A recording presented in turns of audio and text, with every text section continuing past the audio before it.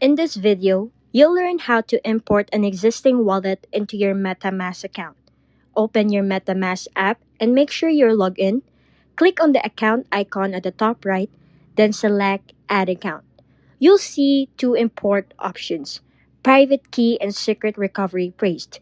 Most users will choose private key. This is the most common method for importing wallets from other platforms. But for now, let's do the secret phrased.